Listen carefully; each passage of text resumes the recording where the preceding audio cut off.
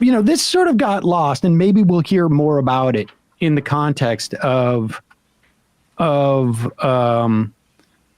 if DeSantis starts to become more prominent in the Republican campaign. But there were multiple referendums down in Florida.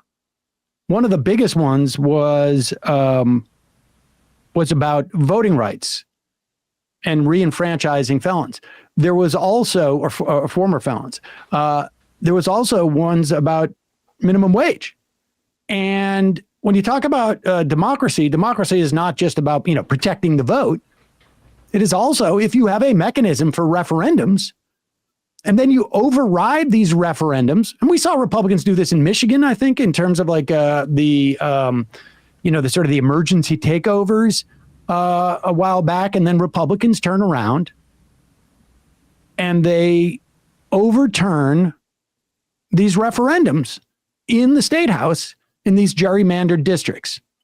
I mean, why not just get rid of referendums? Why not just try and pass an amendment to the Constitution of the state to get rid of referendums if you're not going to abide by them?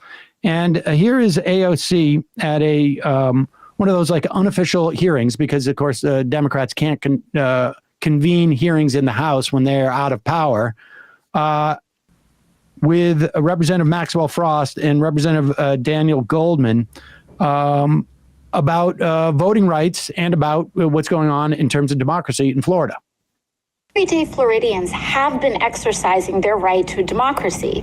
They have voted overwhelmingly and organized at the ballot box to institute minimum wage. And Ron DeSantis tries to preempt and overturn minimum wage.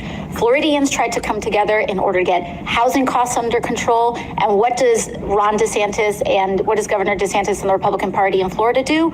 Overturn it. Then we're seeing voting rights restoration. We are seeing redrawing of and trying to check extreme gerrymandering. And what Governor DeSantis is doing is overriding the will of Floridians. And that at the core is what we need to talk about today. Because frankly, it does not matter what end of the political spectrum you are on in the United States. It doesn't matter if you're a Democrat, a Republican, if you're red or blue, if you're woke or asleep. I don't care. The point is that when the people speak at the ballot box, that their will is honored, and that the policies and officials that they support at the ballot box get instituted by our government. And we should all be very, very concerned when an elected official takes a seat of power, and when everyday people vote to have a certain outcome at the ballot box, he takes it.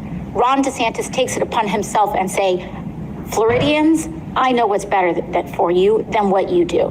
I'm going to take away the power of your voice at the ballot box. I'm going to take your power away that you have over your own body. I'm going to take your power away of your ability to be a full citizen and have your voting rights honored in the United States. This should wake everybody up, independent of political affiliation. I mean, that's great messaging. That's great messaging, because you're reminding people not only of the fact that most people, even in red Florida, want a minimum wage raised. Most people want to expand the franchise to people. There's a whole host of policies that if you left up to a referendum, and I say this because we see these referendums, would end up falling at least on a progressive side. But the bottom line is, if you're going to have referendums in your Constitution, how do you not abide by these? And Ron DeSantis, is an ideologue. He barely won, so of course he's going to do that. Yes. Well, I mean, look, I don't fault Republicans for pushing an agenda if they win by one vote. I mean, that's what you see something like that in Minnesota on the progressive side, and I'm completely in favor of taking the advantage when you win elections. rather than govern in such a defensive manner. But I saw part of the Tim Pool thing with Emma, where he was saying that he didn't think Ron DeSantis was really in charge of all that really bad stuff in Florida. He just signed it as governor. That was so funny. Yeah, it's the legislature, not Ron, and not DeSantis himself. He should talk to Dave Rubin about that. I'd be curious if Dave would be like, no, actually, it's all Ron. He's actually the best leader in the country. Yes.